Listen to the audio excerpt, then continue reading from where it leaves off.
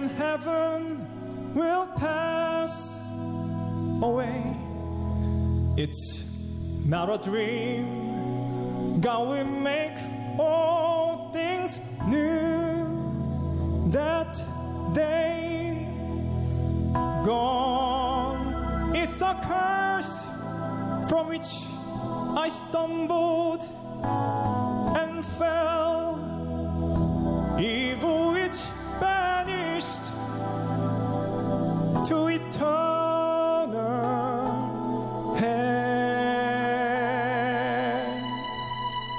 No more night, no more pain, no more tears, never crying again.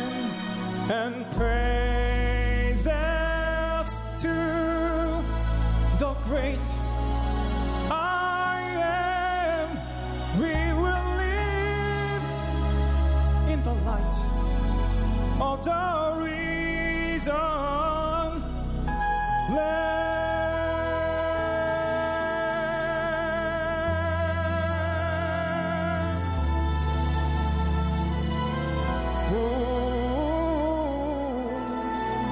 See all around, now the nations bow down to see. The only sound is a praises to Christ our King. Small me the names from the book are read. I know the King, so there's no need to dread.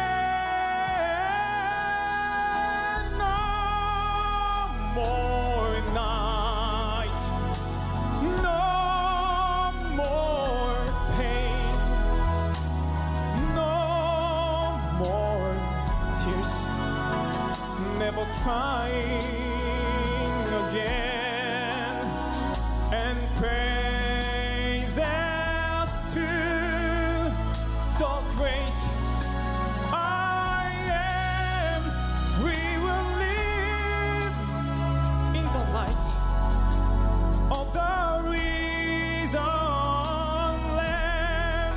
See over there, there's a mansion, oh, that's prepared just for me, where I will live with my Savior eternally.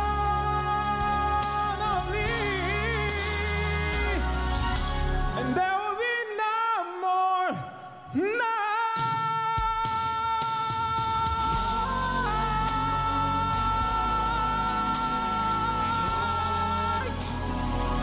no more pain, no more tears, never crying again. Praises to the great I am. We will live in the light of the risen Lamb. I love the praises to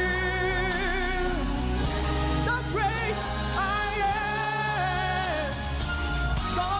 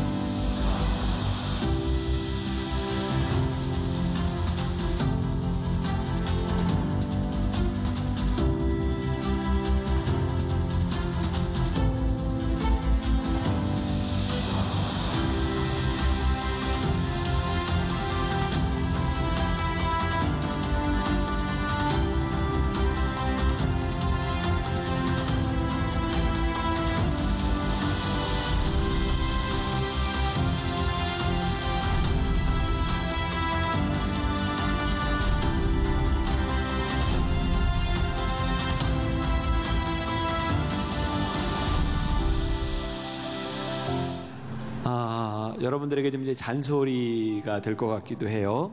우리 김종윤 목사님이 광고를 했는데 9개 지역 여러분들 이제 여름 성경학교 이제 농촌 봉사활동에 가게 되는데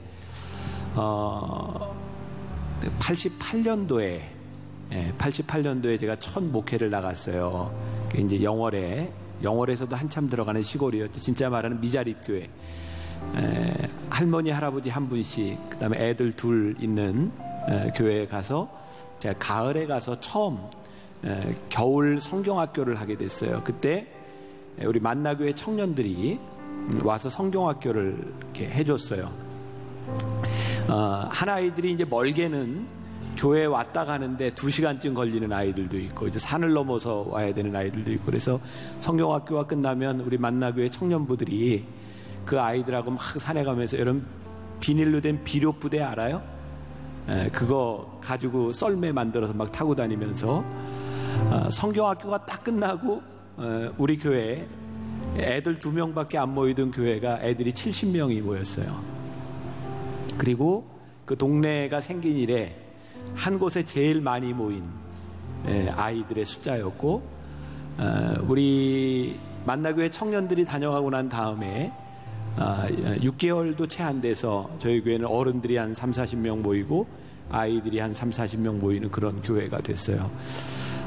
저에게는 굉장히 소중한 또 경험이었기도 했고 그때 성경학교 때 와서 봉사했던 청년 하나가 내가 거기에서 사역을 마치고 군목으로 갔는데 그 부대에 신병으로 왔어요.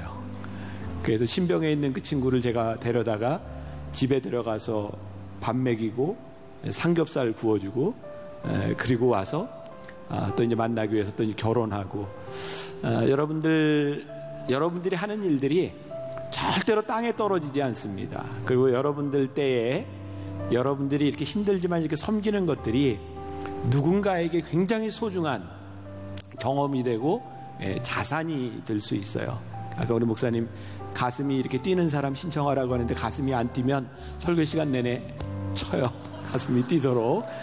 그래서 오늘 이게 다 채워질 수 있도록 여러분 같이 기도하고 이렇게 협력하는 일들이 일어났으면 좋겠고 죄를 이기는 능력 이제 다음 주부터 새로운 시리즈가 시작되는데 특히 우리 청년들 이렇게 설문조사를 보니까 우리 청년들이 이런 죄 때문에 참 많이 힘들어하는구나. 아마 이제 설교 시간에 이제 반영이 되게 될 거고 우리 청년들도 말씀을 듣는 것으로 끝나는 게 아니라 나무 생각 나와 있으니까 매일매일 여러분들이 묵상하며 갈 수 있도록 꼭 이렇게 잘 협조해 주면 좋겠고요. 자, 지난주에 이어서 This is 주보 타임 우리 청년들은 사실 안 해도 되는데 주보 우리 앱으로 전부 다운 받았죠?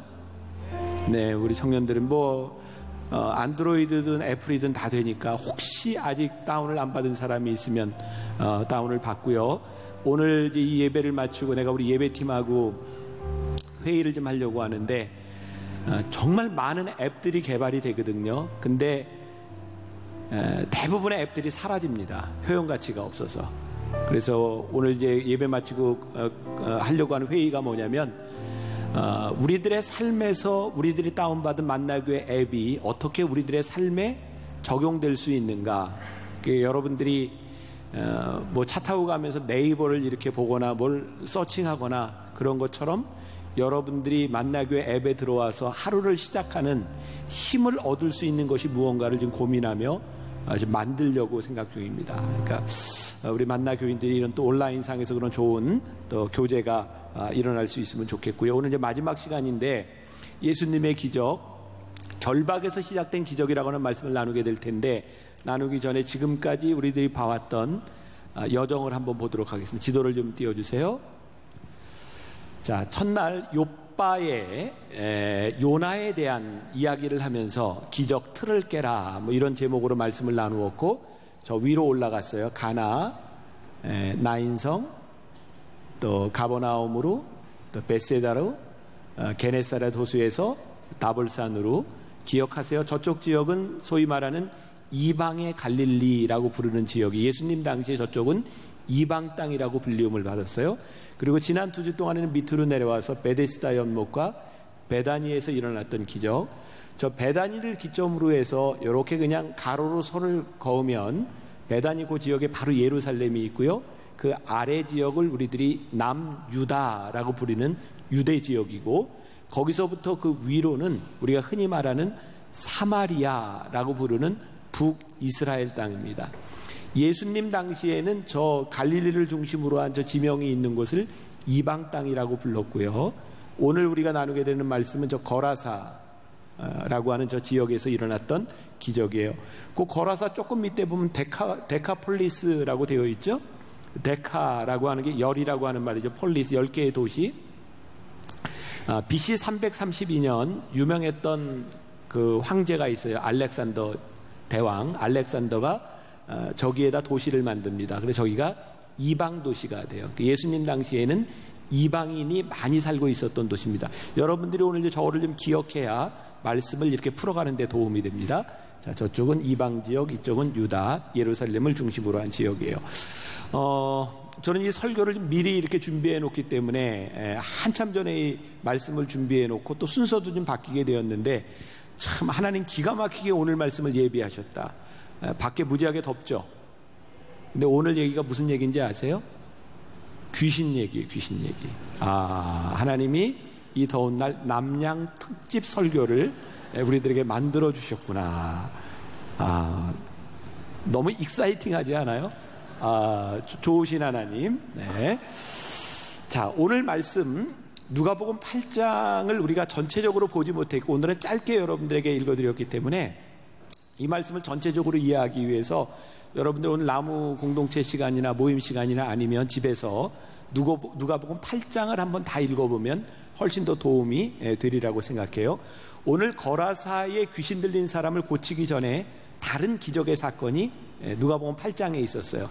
누가복음 8장 25절, 여러분들 오늘 읽지 않은 말씀이에요. 그들이 두려워하고 놀랍게 여겨 서로 말하되 그가 누구이기에 바람과 물을 명함에 순종하는가 하더라. 오늘 이 말씀 전에 예수님께서 풍랑이 있는 바다를 잔잔케 하신 일이 있었어요. 예수님께서 이 자연을 이렇게 다스리시는 능력을 보여주시고, 오늘 기적은 또 예수님에 대한 능력을 보여주시는데 영적 권세에 대한 말씀이에요. 자, 오늘 말씀 28절, 자 28절을 한번 봐요. 같이 한번 볼까요? 예수를 보고 부르짖으며, 누가? 귀신 들린 자가, 귀신이 예수를 보고 부르짖으며, 같이 읽어요. 그 앞에 엎드려 큰 소리로 불러 이르되 지극히 높으신 하나님의 아들 예수여, 당신이 나와 무슨 상관이 있나이까? 당신께 구하노니 나를 괴롭게 하지 마옵소서 하니. 자, 귀신이 예수께 큰 소리로 불러서 뭐라고 얘기를 했어요? 지극히 높으신 하나님의 아들 예수여. 귀신이 예수님에 대한 정체를 잘 알고 있었어요. 성경에 보면 귀신들뿐만 아니라 하나님을 알지 못하는 사람들을 통해서 하나님이 존귀함을 받으세요. 자, 구약에도 보면 우리가 잘 아는 다니엘의 이야기 있죠. 다니엘서 6장에 다니엘이 사자굴에 던짐을 받게 되는 장면이 있어요. 그 당시에 바벨론의 왕은 다리오라고 하는 사람이었는데 다니엘을 굉장히 신뢰했어요. 근데 모함에 빠져서 다니엘을 죽이게 된 거죠. 그래서 다니엘이 어떻게 됐나 사자굴에 가서 확인을 해봤더니 천사들이 사자의 입을 봉하여 다니엘이 살아 있었어요. 그때 다리오 왕이 다니엘을 보면서 너를 지켜주신 여호와 하나님을 경배합니다. 또 창세기 39장은 우리가 잘 아는 요셉에 대한 이야기가 나오는데, 요셉은 신앙을 지키기 위해서 굉장히 많은 어려움을 당했고요, 옥에 갇히게 돼요. 그런데 그 간수장이 요셉을 보면서 뭐라고 얘기해요? 너를 보니 하나님께서 너를 형통케 하시는구나. 그래서 하나님을 인정해요. 놀랍고 흥미롭죠? 우리가 믿는 하나님이 때로는 우리의 입술을 통해서가 아니라 귀신을 통해서, 믿지 않는 사람을 통해서 인정되고 있다는 사실이죠. 그런데 오늘 이 귀신은 어떤 모습을 하고 있는가? 자, 오늘 말씀에 여러분들이 기억해야 될 것이 있는데, 제가 오늘 여기에서 어떤 영적인 세계와 귀신에 대한 모든 이야기를 할 수도 없고 제가 알지도 못해요. 단지 오늘 우리는 예수님께서 귀신을 쫓아냈던 이 사건을 바라보며 우리는 귀신들의 일면을 보게 되는 거예요. 그리고 우리들의 신앙에 영적으로 적용해야 될 것이 무엇인가를 보게 되는 거예요. 자, 귀신은 어떤 존재인가? 27절 말씀에 보니까 귀신이 이런 존재인 것이 나오죠. 예수께서 육지에 내리심에 그 도시 사람으로서 귀신 들린 자 하나가 예수를 만나니 그 사람이 어때요? 첫 번째, 오래 옷을 입지 아니하며, 두 번째, 집에 거하지도 아니하고, 세 번째, 무덤 사이에 거하는 자다. 오늘 이 귀신에게는 세 가지 특징이 나오고 있어요. 우리가 이런 얘기를 쉽게 하죠. 저 사람 귀신 들렸어, 귀신 들렸어, 이런 얘기. 이 귀신이 들렸다라고 하는 것을 그 NIV 영어 성경에 보면 demon possed라고 되어 있어요. 뭐예요? 귀신이 이 사람을 이렇게 소유해서 붙잡힌 거예요. 여러분, 귀신이 들리면 귀신에게 사로잡혔기 때문에 사람으로서의 본성이 나타나는 것이 아니라 귀신의 본성이 나타나는 거예요. 그러니까 귀신 들린 자에게서는 정상적인 사람의 모습이 아니라 귀신의 특징이 나타나는 거죠. 그러니까 오늘 우리가 말씀을 들으면서 우리들이 영적으로 조금 이게 적용해 볼 필요가 있는데, 이런 모습들을 가지는 것은 영적인 문제이구나 라는 것을 여러분들이 알아야 돼요. 첫 번째, 귀신이 옷을 입지 않았다. 옷을 입지 않았다고 하는 것은 부끄러움과 수치를 모르기 때문이겠죠. 자, 여러분들에게 한번 물어볼게요. 옛날 바바리맨도 있고 요즘 별 사람들 다 있잖아요. 옷을 안 입고 딱 나타났어요. 그러면 누가 부끄러워요? 옷 벗은 사람이 부끄러워요? 그걸 쳐다보는 사람이 부끄러워요? 쳐다보는 사람이 부끄럽죠. 여러분, 우리가 옷을 벗는다고 하는 거, 옷을 입지 않는다는 것이 부끄럽다라고 하는 것은 정상적인 사람의 생각입니다. 근데 귀신 들린 자는 옷을 벗고도 부끄러움을 몰라요. 그러니까 귀신 들린 자들을 만나면, 귀신 들린 자는 문제가 없는데 그것을 바라보는 사람이 힘든 거예요. 귀신 들린 자들은 자기가 하고 싶은 대로 해요. 자기중심적이에요. 그러니까 이게 우리가 조금 비약일지 모르지만 우리들이 만일 자기중심적으로 예의에 벗어난 일을 하고 정말 부끄러운 줄 모르고 무슨 행동을 하고 있다고 하면 그것은 뭐예요? 영적으로 귀신 들린 자와 다름이 없다. 쉽게 이야기를 해서 우리 가정을 지켜야 되는 가정에서 남편과 아내가 바람을 펴요. 간음을 해요. 이게 정상적인 일로 일어나는 것이 아니라는 거예요. 하나님께서는 우리들에게 사람들이 지켜야 될 정상적인 관계와 모습들을 우리들에게 주셨는데 그것을 벗어나게 하는 것에는 영적인 문제가 있을 수 있다. 자, 제가 이제 설교 시간에 욕을 하거나 이렇게 좀 비속어를 잘 안 쓰는 사람인 건 알죠? 근데 내가 뭔가 좀 설명하기 위해서 이게 참 말하기가 거시기하긴 한데, 여러분들 그런 말 들어봤어요? 지랄하네, 이런 말? 지랄. 근데 어떤 사람이 이렇게 강연을 하는 걸 들어보니까 지랄이라고 하는 말의 어원이, 여러분 옛날에 우리나라 말로 길이 질 이렇게 썼거든요. 지랄이 뭐냐면 질 아래. 그러니까 무슨 말이냐면 지랄하네라고 하는 말이 길 아래로 걷는다, 이 말이에요. 그러니까 우리들에게 주어진 길을 제대로 걸어가야 되는데 길을 벗어나서 걷는 것이 지랄하는 거예요. 그러니까 여러분들 귀신 들리면 지랄하는 겁니다. 이해가 돼요? 우리들이 가야 될 길을 제대로 걷지 못하는 것, 우리들이 있어야 될 곳에 있지 못하는 것이 영적으로 어떤 모습인가. 또 오늘 귀신의 모습은 보니까 오랫동안 자신의 집에 거하지 않았다. 있어야 할 곳에 있지 않는 거예요. 이게 귀신은요, 영적인 우리들이 잘못된 것은 우리들이 있어야 될 자리들을 자꾸 벗어나도록 만드는 거예요. 우리들의 정체성에 대한 부분이죠. 여러분들이 지금 여기에서 만나교회 청년부 만청이라고 하는 정체성, 여러분들의 집에서 여러분들이 자녀라고 하는 정체성, 가정에서 내가 남편과 아내라고 하는 정체성, 여기에서부터 자꾸 벗어나게 하는 것, 이것이 영적인 문제일 수 있다. 우리들에게는 지켜야 되는 선들이 있는 거예요. 이것은 하나님께서 우리들에게 주신 인간의 본성에 대한 문제이기도 하죠. 자, 여러분, 교회에서 일어나는 많은 일들 가운데 목회자들이 목회자의 자리를 지키지 못하는 것 때문에 교회가 시끄러워져요. 성도들의 자리를 지키지 못하는 것 때문에 교회가 혼란스러워져요. 그래서 저는 교회가 혼란스러워지는 것을 바라보며 단순히 사람들의 감정의 대립만이 아닌 그 안에 영적인 세력은 없는가. 또 우리들이 교회에서 이런 표현들을 참 이런 얘기를 많이 하는, 우리 나라와 민족을 위해서 기도합시다, 우리 가정을 위해서 기도합시다, 이런 말들을 많이 하는데 진짜 우리들이 이게 기도에서 해결될 수 있는 영적인 문제라고 인식하고 있는가. 이 말씀을 준비하면서도 이렇게 쭉 설교문을 쓰면서 그런 생각을 하게 된 거예요. 자, 예를 들어 우리 정치 문제를 한번 봅시다. 목사와 교인 이런뿐만 아니라 참 지난 1년 우리 참 힘든 시간을 지나왔잖아요. 우리 헌정사에 이렇게 비극적인 일이 있을 수 있을까? 그 와중에서 우리는 지난해 총선 4.13 총선인가요? 총선을 겪으면서 진짜 정치를 하는 사람들, 특히 국회의원들을 보며 우리들이 진짜 속된 말, 진짜 저게 사람인가? 이런 생각을 했죠. 왜? 선거를 하면서 공천을 하는 과정에서 국민들이나 나라를 생각하는 것이 아니라 철저하게 당리당략, 자기들의 자리 때문에 공천하는 것들을 보면서 정말 저게 정상적일 수 있는가? 자, 우리는 대통령 선거가 있으면서 5년마다 여와 야가 바뀔 때마다 너무너무 창피하고 부끄러운 모습을 보죠. 여와 야가 바뀌었을 뿐이지 똑같은 얘기들을 하고 있는, 정말 부끄러워서 들을 수 없을 정도로 우리는 똑같은 얘기들을 반복하고 있어요. 그러면서 우리들이 이렇게 깨닫게 되는 거죠. 정말 정치인들이 이 나라와 이 민족을 생각하고 국민들을 생각하는 사람들인가? 저는 오늘 그런 생각을 하는 게, 진짜 우리가 나라를 위해 기도하고 정치인들을 위해 기도한다고 하는 것은 그냥 하는 이야기가 아니라 이게 정말 영적인 문제구나. 우리들 모두가 자기의 자리를 지키지 않는다면 우리들이 귀신 들린다처럼 우리들이 정말 지랄할 수 있겠다.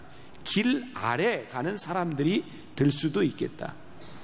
또 세 번째 귀신의 특징 중에 하나가 뭐냐면 무덤 사이에 거한다. 그래서 무덤 사이에 거해요. 이것도 이제 NIV 성경에 보면 in the tombs라고 되어 있어요. 무덤들 사이. 메시지 성경에 보면 in the cemetery라고 되어 있어요. 공동묘지. 자, 귀신들은요 무덤 속에 들어가 있는 존재가 아니라 무덤 사이를 거느려요. 무덤은 뭐예요? 어두운 곳이에요. 죽음의 그림자가 있는 곳이에요. 저는 오늘 이렇게 적용할 수 있을 것 같아요. 우리들이 영적으로 혼돈되어 있고 하나님의 영이 없고 악한 영이 우리들 가운데 있다고 하는 것 중에 하나는 우리들의 생각에 대한 어두운 생각들. 물론 우리들이 기능적으로 우울증에 빠질 수도 있겠지만 우리들이 우울한 생각을 하고 죽음과 연관된 생각을 하며 죽고 싶다라는 생각들, 우리들이 하는 생각들이 썩은 냄새가 나는 생각들을 우리들이 하고 있다면 우리는 데몬 포제스트, 귀신에 붙잡힌 자일 수도 있겠다.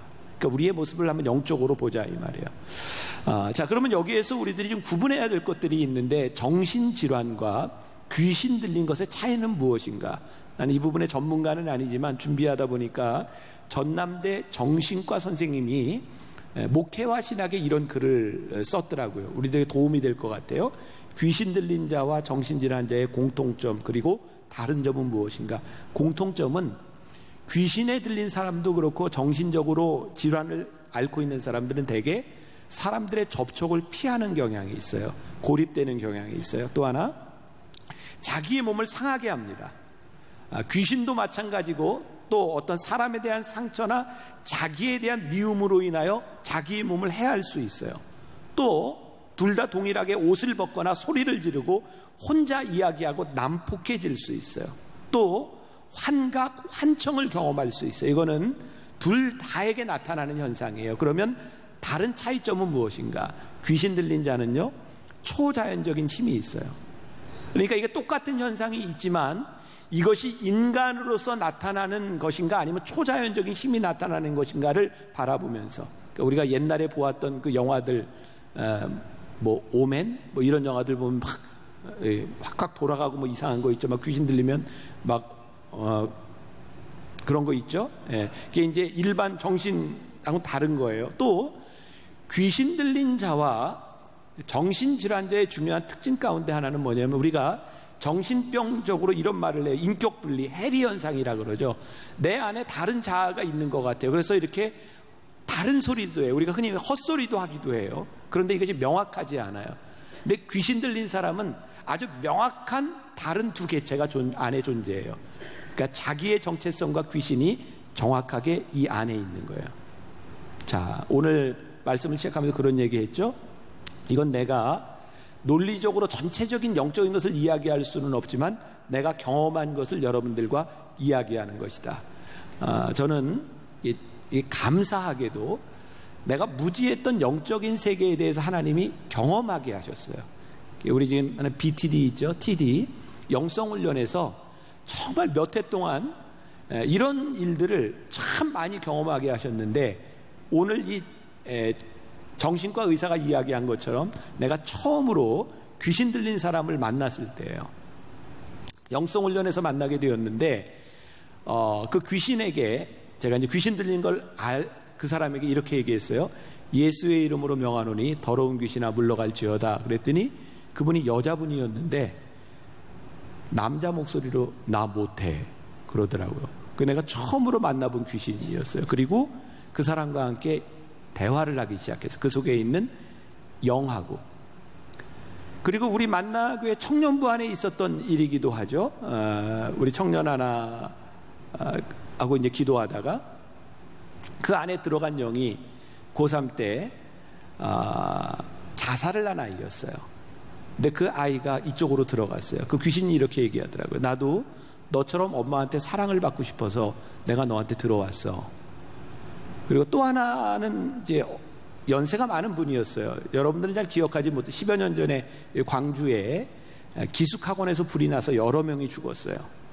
근데 그 죽은 아이의 엄마가 영성훈련에 들어왔었는데 그때 그 어머니를 통해서 그 안에 그 아들이 내가 이 안에 있다고 이야기를 하기 시작했어요. 자, 이건 제가 논리적으로 설명하는 것이 아니라 내가 경험한 것이라고 여러분들에게 이야기를 하는 거예요.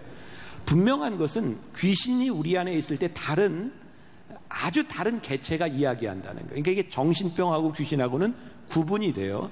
그래서 치료 방법에 있어서도 귀신 들린 자는 말씀과 기도와 금식으로 빨리 나을 수 있어요. 왜? 귀신이 나가면 낫습니다. 근데 정신병은 그렇지 않아요. 과정이 필요해요. 치료하는 과정도 필요하고 약물로 치료하는 것도 필요하고, 또 우리들이 그동안 많은 오류를 범했던 것 중에 하나가 뭐냐면 귀신을 쫓아내는데 기도 안에서 막 때리다 죽은 경우도 있었어요. 여러분 성경 어디에도 예수님이 귀신의 뺨을 때리고 귀신아 나가라 이랬던 적이 없다는 거예요. 예수님은 말씀으로 능력으로 치유하였어요. 그러니까 귀신은 때려서 아파서 나가지 않는다는 거예요. 우리가 그건 분명히 알아야 되는 거죠. 자, 오늘 이제 지금 말씀 중간쯤 왔는데 내가 중간 소제목이 참 기가 막혀요. 귀신 예수님을 만나다. 완전 진짜 남양 특집 무슨 영화 제목 같잖아요. 귀신 예수님을 만나다. 자, 귀신이 예수님을 만났어요. 그리고 나타나는 명확한 현상이 있는데 귀신은 이 사람을, 지금 귀신 들린 사람을 결박하고 있어요. 근데 예수님은 결박을 푸시는 분이세요. 근데 이 귀신이 예수님을 만났을 때 28절 아까 읽었던 부분인데, 예수를 보고 부르짖으며 그 앞에 엎드려 큰 소리로 불러 이르되 지극히 높으신 하나님의 아들 예수여 당신이 나와 무슨 상관이 있나이까? 당신께 구하노니 나를 괴롭게 하지 마옵소서. 자, 지난주에 기억나세요? 귀신 들린 아이를 데리고 왔던 아버지가 예수님께 만일 하실 수 있거든 우리 아이를 고쳐주세요 그랬더니 예수님이 만일이 뭐냐, 할 수 있거든이 무엇이냐, 그 이야기를 듣고 아버지가 부르짖어 예수님 나의 믿음 없음을 도와주세요. 그 아버지도 부르짖었고 지금 귀신도 부르짖고 있어요. 그런데 아버지가 부르짖는 그 부르짖음은 영어로 표현하면 cry out이에요. 부르짖어, 진짜 부르짖어 소리 높여 예수님께 도와주세요. 근데 여기서 귀신이 부르짖는 것은 영어로 scream, 이게 무슨 말인지 알죠? 비명소리. 예수님을 보고 으악 소리를 지르는 거예요. 그러니까 귀신이 예수님 앞에서 나타나는 반응이죠. 왜? 예수님이 무서운 거예요. 그래서 두 가지를 귀신이 이야기해요. 하나는 뭐냐면 당신이 나와 무슨 상관이 있습니까? 근데 이게 영어 성경을 봐도 조금 이제 명확하고 본래의 뜻이 뭐냐면 내가 지금 여기서 잘 살고 있는데 나를 좀 내버려 두시오, 이런 얘기예요. 무슨 상관이 있습니까? 나를 괴롭게 하지 마시오, 이런 얘기입니다. 그래서 바로 그 다음에 나와 있는 나를 괴롭게 하지 마소서라고 하는 말이 여기도 영어 단어로 보면 torture라고 하는 말이에요. 뭐예요? 고문. 그러니까 예수님께서 이 귀신에게 나타났을 때 이 귀신이 예수님께 고문당하고 있는 거예요. 그렇게 괴로웠던 거예요. 근데 그 이유가 무엇이냐? 29절 말씀해 보니까 이는 예수께서 이미 더러운 귀신을 명하사 그 사람에게서 나오라 하셨습니다. 그러니까 예수님께서 어떻게 말하셨는지, 그러니까 예수 이름으로 명하는 이렇게는 말씀 안 하셨겠죠. 예수님이니까 더러운 귀신아 나가라 이렇게 말씀하셨든지 이렇게 말씀하셨을 거예요. 근데 예수님께서 이렇게 명령을 하셨는데 그 명령을 듣고 귀신이 괴로워했던 거죠. 자, 여기서 또 제가 이제 경험적으로 이야기를 할게요. 이 귀신 얘기 잘못하면 되게 이단 소리를 들어요. 근데 굉장히 조심스러운데 그냥 내가 경험한 한도 내에서 이야기한다. 제가 처음 귀신 들린 사람을 만났을 때 내가 그 사람에게 할 수 있는 게 아무것도 없었어요. 그래서 성경대로 했어요. 예수의 이름으로 명하니 더러운 귀신아 떠나갈지어다. 그때 여자분이었어요. 우리 교회 권사님 언니였는데 그 안에서 귀신이 나 못해 남자 소리로 이야기를 했어요. 그래서 이제 이야기를 하고 기도를 하는 거예요. 귀신은 떠나가라고 계속 기도를 하는데 귀신이 안 나간대요. 그래서 제가 예수님처럼은 내가 안 되는구나 이런 걸 알았어요. 우리가 예수님을 믿고 예수님의 능력을 의지하지만 우리들이 예수님 같은 능력이 있는 것은 아닌 것 같아요. 아니면 제가 문제가 있거나. 그래서 정말 1시간 가까이 싸웠던 것 같아요.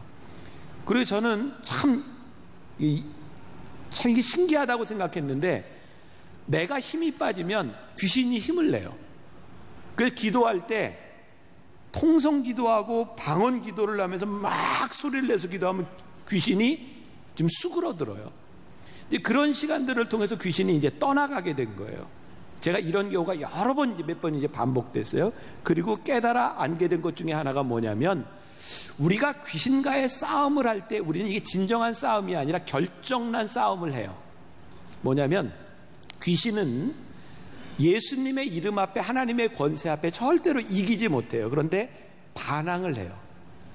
예수님 앞에서도 이 귀신이 으악 소리를 지르며 나와 무슨 상관이 있습니까? 나를 가만히 내버려 두십시오. 그러나 예수님의 권세 앞에서 귀신이 나아갑니다. 근데 우리가 예수님처럼 못할 수는 있어요. 그러나 분명한 것은 우리들이 이길 수 있다는 거예요. 왜? 이건 내 경험을 통해서 예수 이름의 권세 앞에서 귀신이 무릎을 꿇는 것은 분명해요.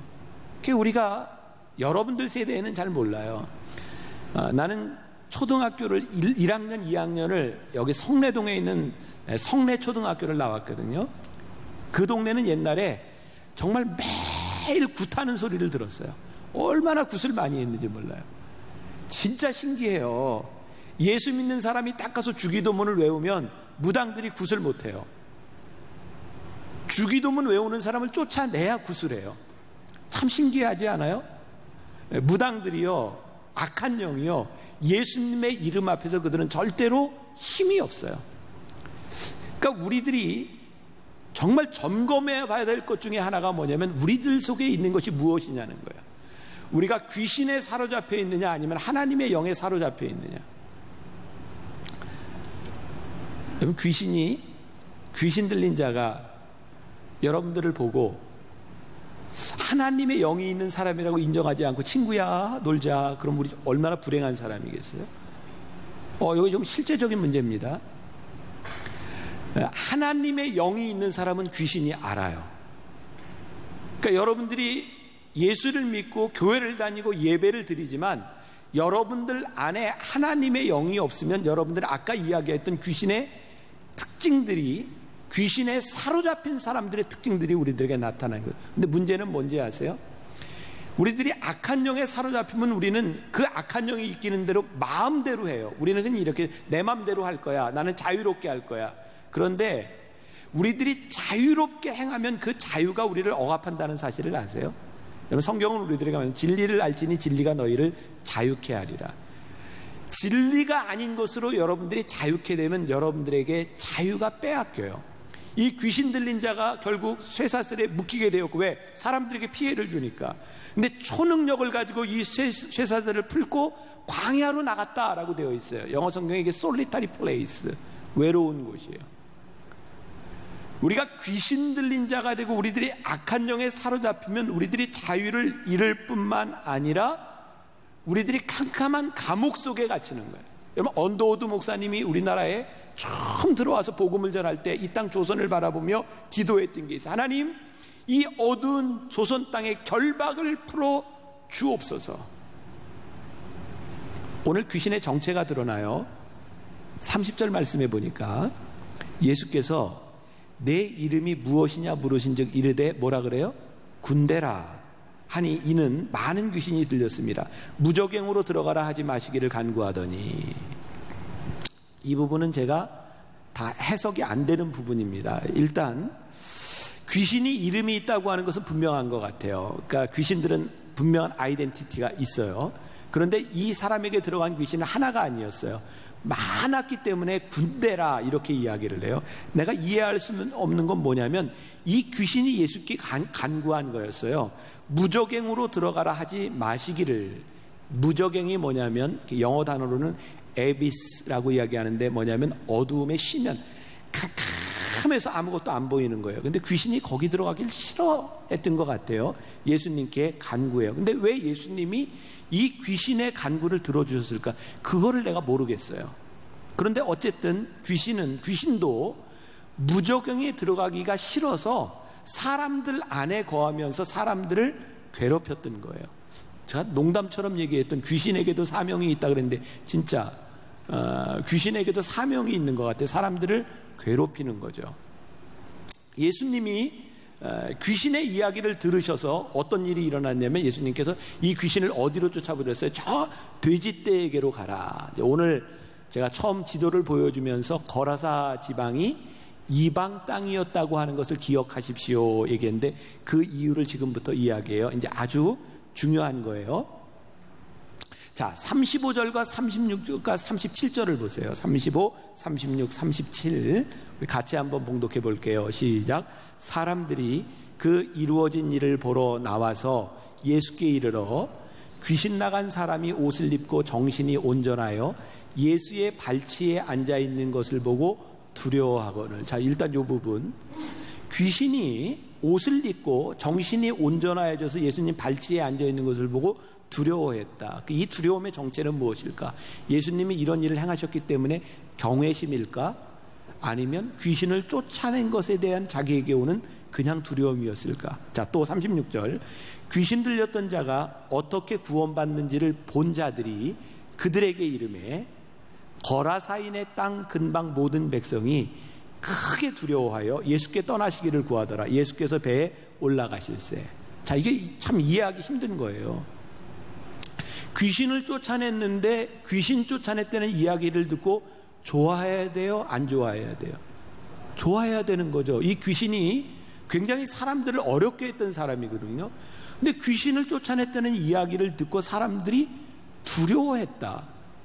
이게 단순히 경외심에 대한 문제는 아닌 것 같아요. 왜? 그 사람들이 예수님께 뭘 요청해요? 예수님 떠나세요. 왜 이런 일이 일어났을까? 생각을 해볼 필요가 있어요. 저도 생각을 하다가 이게 거라사라고 하는 지역과 연관이 되니까 풀리는 거예요.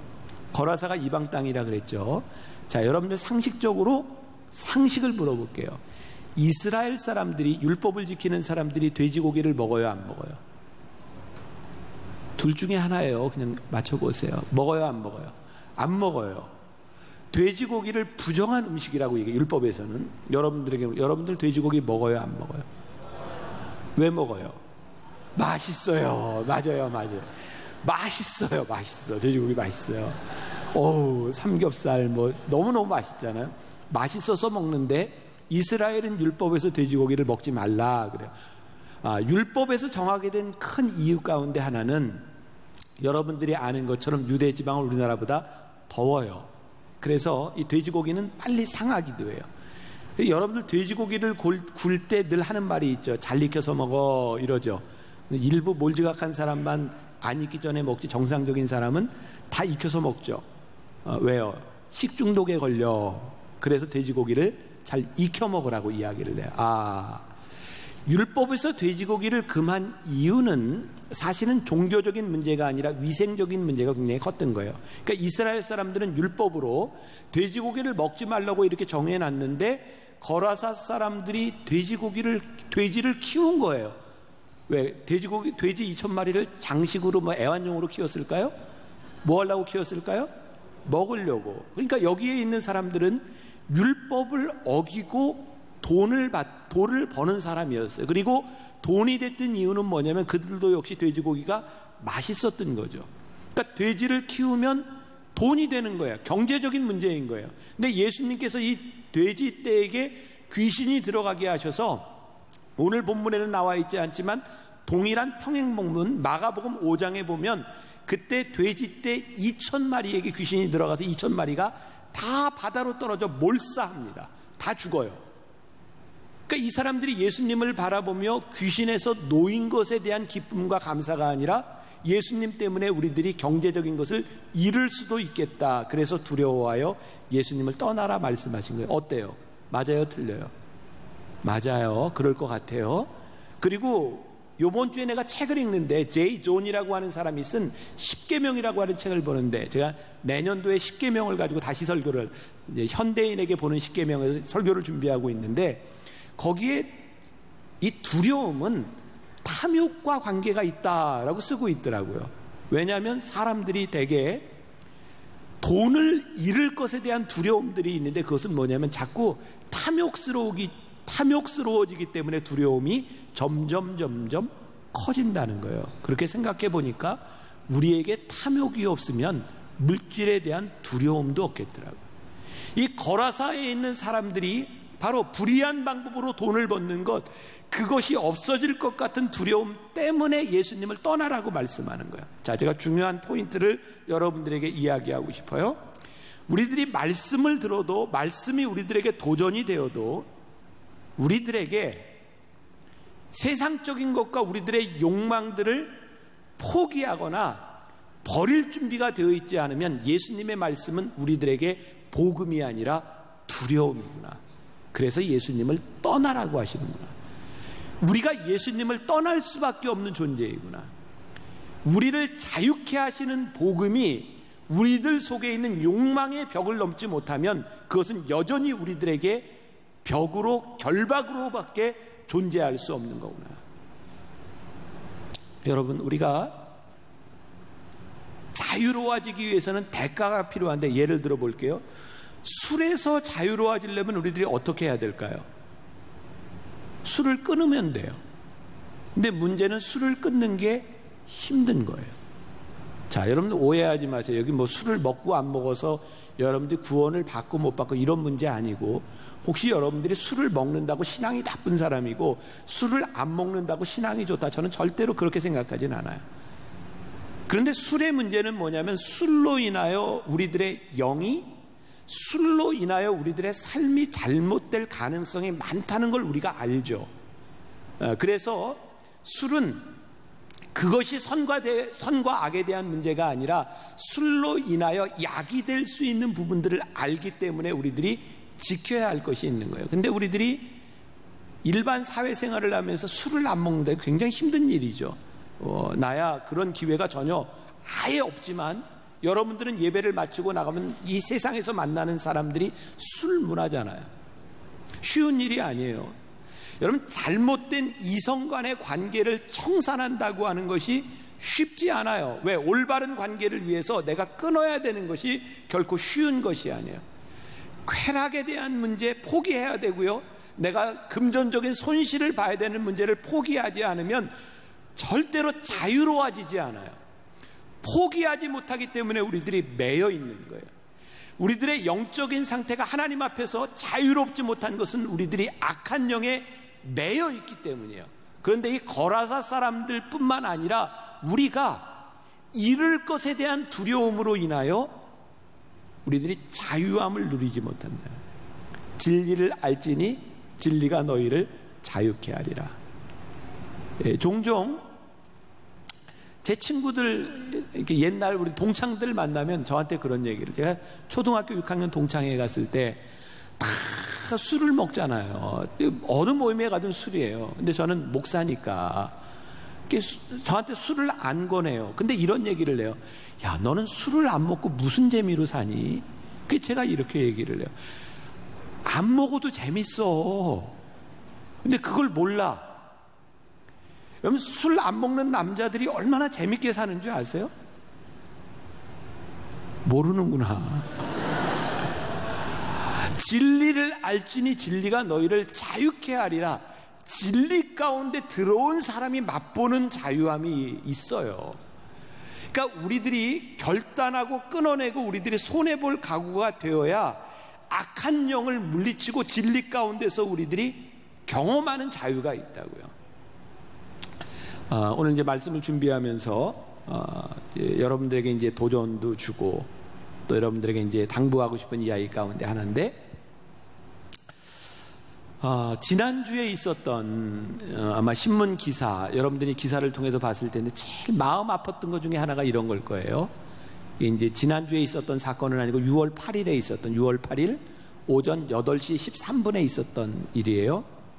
저기 경상도 부산 근처의 양산이라고 하는 곳에서 어떤 사람이 빌딩에서 외주를 타고 이렇게 작업을 하고 있는데, 잠을 자고 있던 사람이, 작업하는 사람이 아마 음악을 듣고 있었던 모양이에요. 조용히 하라고 하는데 소리를 작게 안 한 거죠. 그래서 13층 옥상으로 가서 커터칼로 일하는 사람 줄을 끊어버렸잖아요. 떨어져서 죽었어요. 근데 이 사람이 술을 먹고 있었다는 거예요. 모르겠어요. 이 사람이 알코올 중독자인지 아닌지 모르겠어요. 근데 죄송하다고, 미안하다고, 후회한다고 이야기를 합니다. 근데 술을 먹고 제정신이 아니었어요.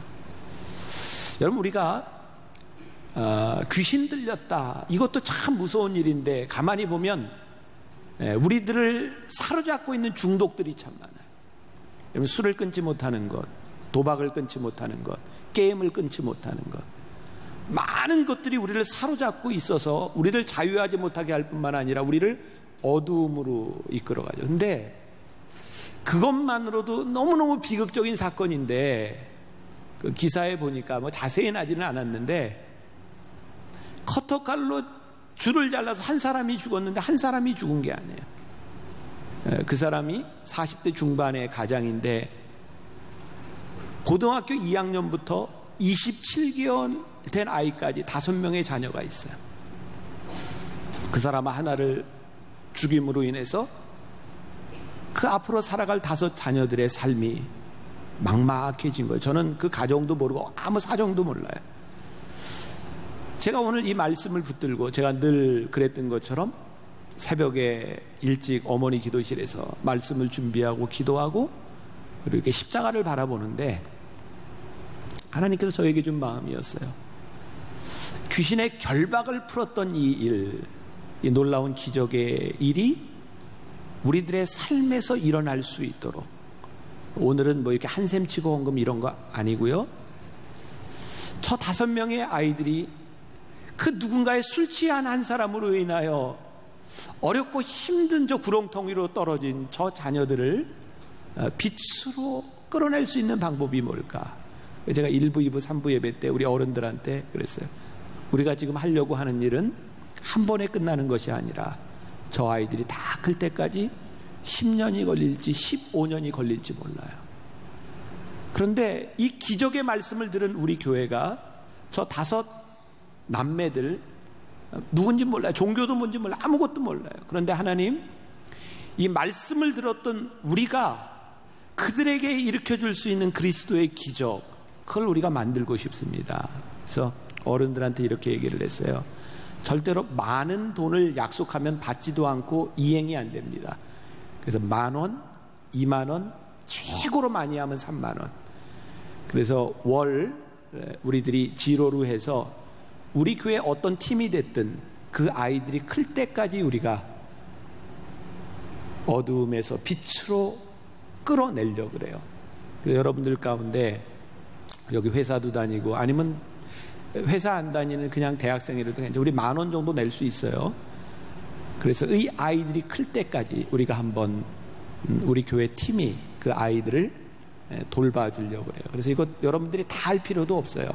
우리들이 앞으로 할 일도 많아요. 그러니까 여러분들 가운데 오늘 이 말씀을 들으면서 내 가슴이, 내 마음이 그 아이들에게 얼굴도 모르지만 간다라고 하는 사람이 있으면 아마 저기 신청서가 있어요. 근데 이거는 한두 번에 끝나는 게 아니에요. 앞으로 10년, 15년 이상 가야 될 일이에요.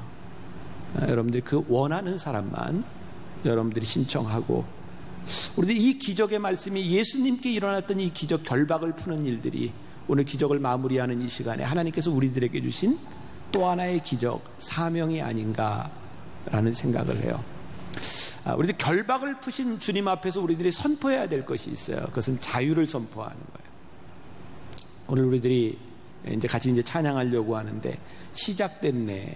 제가 기적을 마무리하는 시간에 여러분들과 함께 나누고 싶은 찬양이 시작됐네요. 무엇이 시작돼요? 우리들에게 자유가 시작돼요. 오늘 이 찬송을 부르면서, 이 찬양을 부르면서 여러분들의 입술로 고백하고 기도하기를 원하는 것이 여러분들의 입술로. 지금 여러분 젊은이 때를 살아가면서, 젊은 시절을 살아가며 여러분들 가운데는 굉장히 부정적인 생각이 많이 드는 사람이 있을 거예요. 어두움의 생각을 가진 사람도 있을 거예요. 어쩌면 여러분들 중에 죽음을 생각하는 사람이 있을지도 몰라요. 분명한 것은 어두움에 사로잡힌 우리가 예수님 앞에 서게 됐을 때 우리들은 이미 이긴 싸움을 하는 사람들이에요.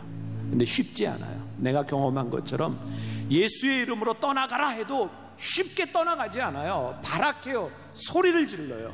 그런데 이길 수 있어요. 여러분들을 결박하고 있는 그것이 우리는 무엇인지 몰라요. 여러분들에게 다 들릴 거예요. 근데 여러분들이 믿음으로 선포해야 돼요. 주님, 저를 자유케 하시고 이 어두움의 결박에서 우리를 해방시키셔서 빛으로 나아가게 하여 주옵소서.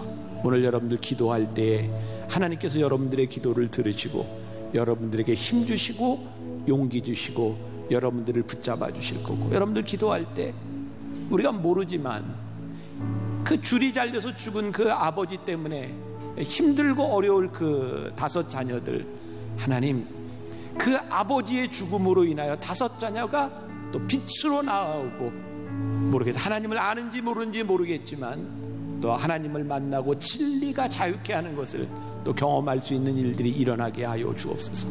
이 나라와 이 민족을 두르고 있는 어둠의 세력들, 주님 정말 우리들이 있어야 될 자리에 있는 사람들 우리가 되게 하여 주옵소서. 우리 찬양하며 기도했으면 좋겠습니다. 시작됐네.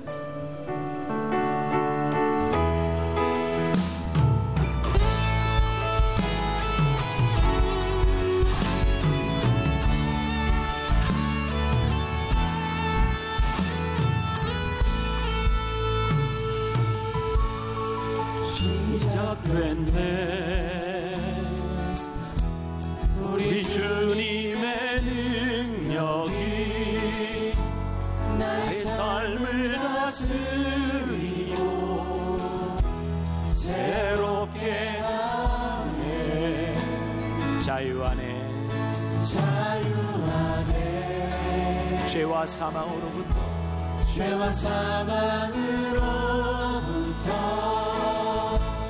나의 삶은 변하구나. 충만하네. 은혜로다. 주의 은혜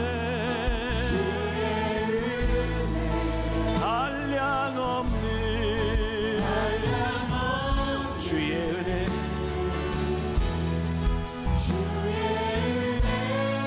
은혜로다.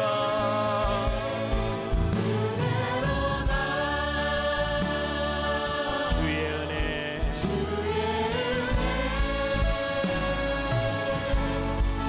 변함없는 신실하신 주의 은혜. 시작됐네. 주님, 우리가 믿음으로 선포하며 기도하기를 원합니다.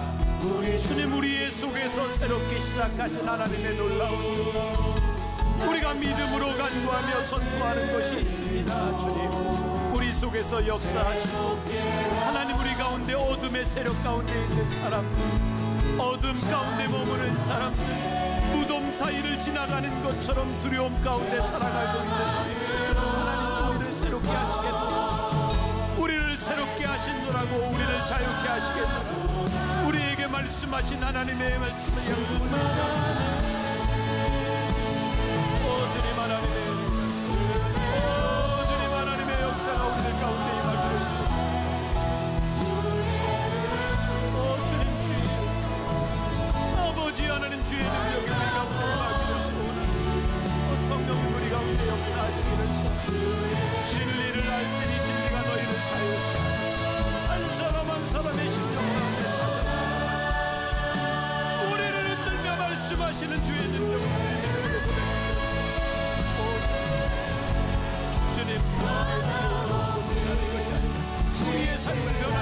놀라운 역사가 아버지 하나님